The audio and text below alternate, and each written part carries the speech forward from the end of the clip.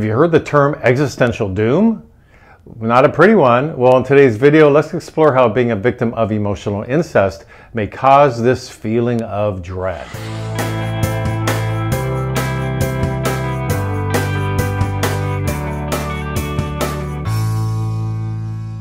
It feels depressing to even say this term, existential doom. There's this sense of dread about what lies ahead. Always some despair looming on the horizon. We may be asking ourselves, and not in an excited way, who am I? What is the point? Why does this all matter anyhow? Your whole view of life, what it's like to be alive on this planet. Someday I'm going to die. I mean, we all come to an end, so what's the point of being here? This may cause a sense of loneliness or feeling isolated in the world. Always perhaps some underlying anxiety that's following you around in life because you weren't helped with the skills to work with anxiety, to counter it. So it's common for kids who are raised like this to question the meaning of life. And then that may transfer into being concerned, very worried about what's happening in the world. So sometimes it's too emotionally painful to look in at ourselves, right, and unthread all our complicated feelings. So because they're dodging going inside and exploring themselves about what's been going on with them, they project this onto the outside world. Everything is horrible. There really doesn't seem to be any hope. The world is getting worse and worse and worse, hence the existential doom. But in reality, what they're really talking about is this is how they feel about themselves and how they were raised. But oftentimes adult children don't want to blame their parents, because to blame their parents means they would really have to burst that fantasy bubble that they were really not loved for who they really were, which of course they weren't.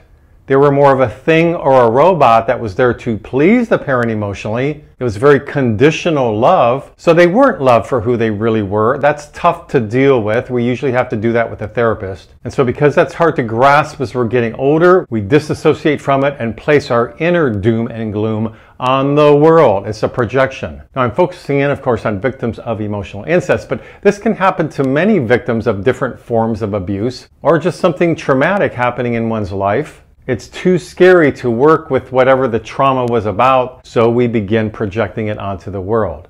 For example, let's say somebody who survives a plane crash. 100 people died, but 10 people lived. They're one of those 10. They're wondering why, what does it all mean? And now they have survivor's guilt. So when one is raised where they can't find meaning in their life as an adult, this will likely cause anxiety, which can then cause an existential crisis. They don't know who I am, what am I doing here? Well, living this way is very challenging, and what I see in my private practice is many clients who have this feeling about life based on how they were emotionally smothered by one of their parents growing up.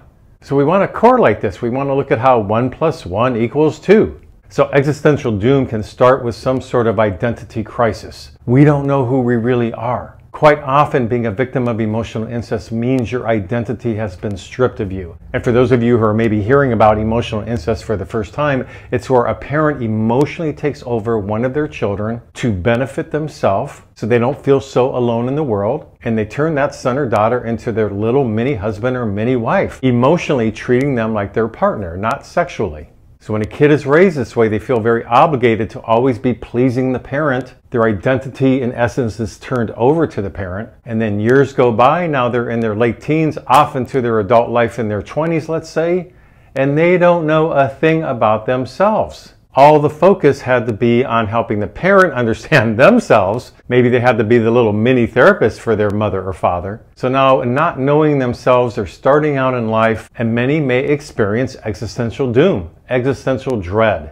Why am I even here? Now, because they feel guilt if they're not taking care of their parent, which then also causes a sense of hopelessness, and therefore because they don't really know themselves well inside and out. Then as they get older and perhaps realize what's been going on, wow, I was a victim of emotional abuse done under the guise of love. Now I really regret my past. I wish I had known. And then the son or daughter saying, well, why didn't I stand up to my parent? I should have known better. But no, you can't really know better when you're a little kid growing up and you're emotionally taken over in this way. But I think it's important to connect the dread feeling, the doom feeling, to being a victim of emotional incest, where most of your hope has been wiped out as being a victim of this. So it's a struggle. It takes some time, usually in therapy, to where we bring back and reclaim ourselves with a sense of being sovereign, We're a separate individual, not a mesh with our parents. We have our own sense of self, our own feelings, our own hopes, our own dreams. As this happens and we begin to feel our sense of power and live it, then the feeling of the doom begins to go away more and more and more. Another way people know about existential doom are those old Woody Allen films where he always had a fear of death in most of his films. It consumed him. If this is going on in your life, you need to talk about the feeling of dread. Talk about how you spiral. Talk to your friends about it. Journal about it. Hopefully see a therapist about it. By talking about it and sharing your feelings about it, you're beginning to remove its power. So short little video about a huge topic here. So I'd love to hear your comments about that. Please leave that below in the comments section. Please subscribe to my mental health YouTube channel if you like these kind of videos. And until next week, this is Brad Shore signing off from Ask a Shrink.